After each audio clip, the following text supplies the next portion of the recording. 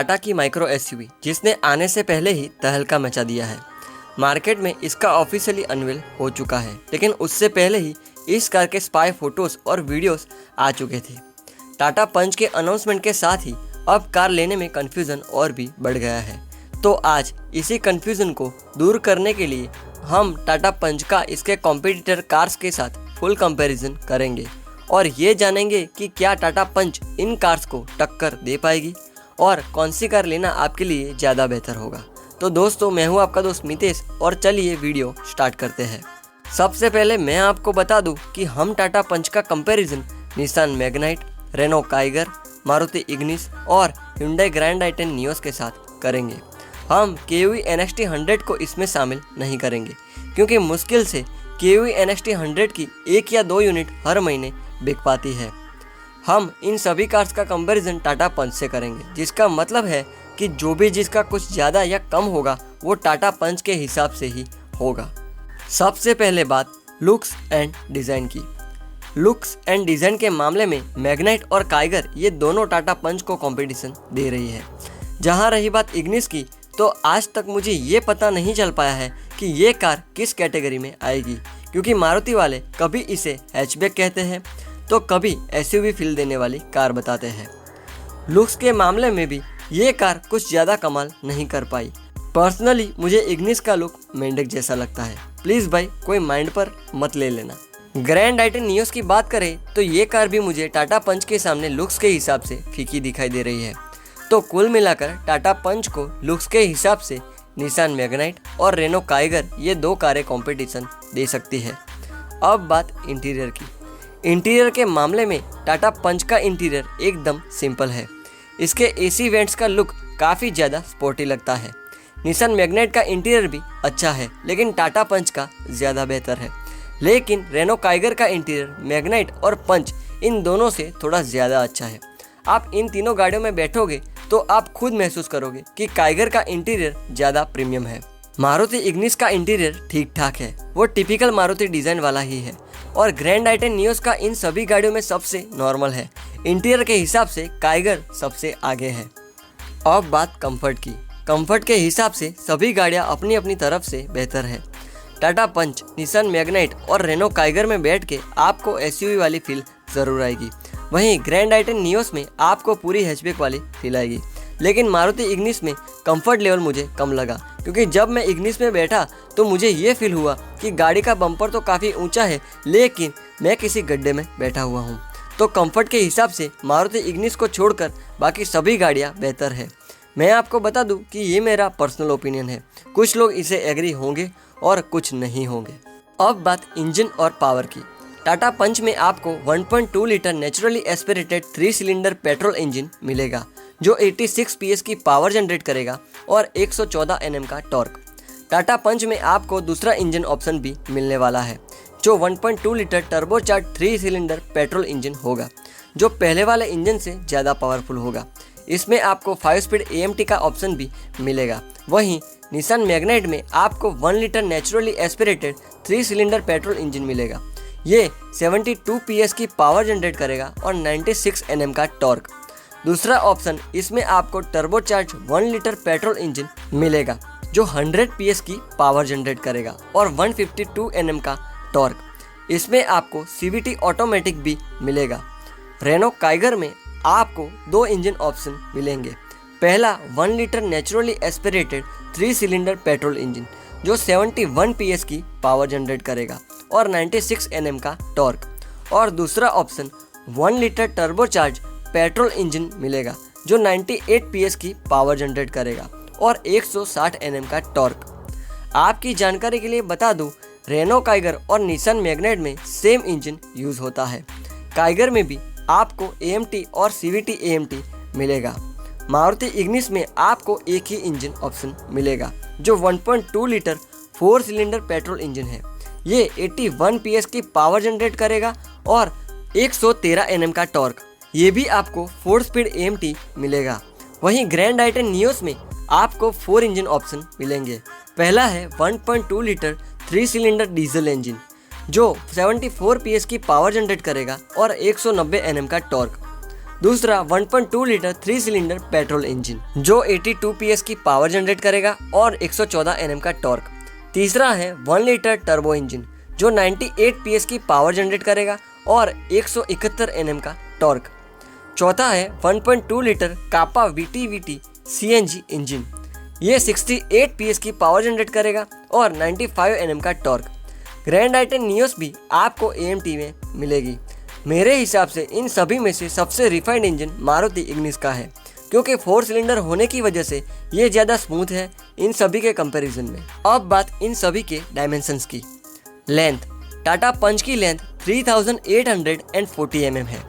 Magnite की length 3994 mm है। Kiger 3991 mm, Ignis 3700 mm, Grand i ten Nios 3805 mm। इसका मतलब है कि मैग्नाइट इन सब में सभी से लंबी है। अब बात चौड़ाई की। पंच की चौड़ाई 1800 mm है। Magnite 1758 mm, Kiger 1750 mm, Ignis 1690 mm और ग्रैंड आइटन नियोस 1680 mm। इसका मतलब है कि चौड़ाई में टाटा पंच सबसे आगे है। अब बात हाइट की। टाटा पंच की हाइट 1635 mm है। मैग्नाइट की हाइट 1572 mm है। काइगर की हाइट 1605 mm है। इग्निस 1595 mm और ग्रैंड आइटन नियोस 1520 mm। यानी कि हाइट के मुकाबले में भी टाटा पंच सबसे आगे है। अब बात व्हील बेस की। टाटा पंच का व्हील बेस 2450 mm है। मैग्नाइट का 2500 mm है। काइगर का भी 2500 mm है। इग्निस का 2435 mm है और आइटन नियोस का 2450 mm है। यानी कि व्हील बेस के मामले में मैग्नाइट और काइगर इन सभी में सबसे आगे है। व्हील साइज, टाटा पंच में 16 इंचेस के एलॉय व्हील्स मिलेंगे। मैग्नाइट में भी 16 इंचेस के ही मिलेंगे। काइगर में भी 16 इंच के ही मिलेंगे। वहीं इग्निस में 15 इंच और ग्रैंड आइटन नियोस में भी 15 इंचेस के ही मिलेंगे। तो व्हील साइज के मुकाबले में टाटा पंच, मैग्नाइट और काइगर ये तीनों एक समान ही है। बूट स्पेस, टाटा पंच का बूट स्पेस 366 लीटर है। मैग्नाइट का बूट स्पेस 336 लीटर है। काइगर का बूट स्पेस 405 लीटर है। इग्निस का बूट स्पेस 260 लीटर है और ग्रैंड आइटन नियोस का बूट स्पेस 260 लीटर है। तो बूट स्पेस के हिसाब से काइगर सबसे आगे है। लेकिन एक बात नोटिस जरूर करना, काइगर की लेंथ सबसे ज्यादा है। फ्यूल टैंक कैपेसिटी, टाटा पंच में आपको 52 लीटर का फ्यूल टैंक मिलेगा।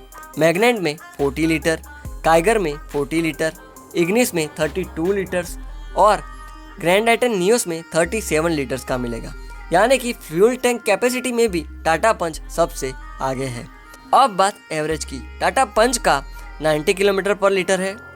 मैग्नाइट का 17.7 किलोमीटर पर लीटर, काइगर 20 किलोमीटर पर लीटर, इग्निस 20.89 किलोमीटर पर लीटर और ग्रैंड आइटन नियोस का 20.7 किलोमीटर पर लीटर है। मैं आपको बता दूं कि ग्रैंड आइटन नियोस का पेट्रोल इंजन का मैंने एवरेज लिया है, क्योंकि ये सभी पेट्रोल में आती है, तो डीजल का मैं कंपैरिजन नहीं कर सकता।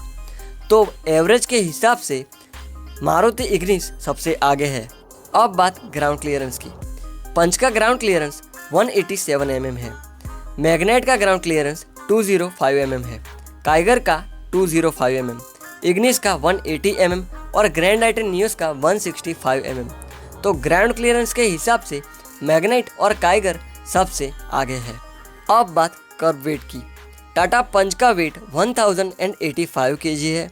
मैग्नाइट का 1039 kg, काइगर का 1012 kg, इग्निस का 840 kg और ग्रैंड आइटन नियोस का 1036 kg है।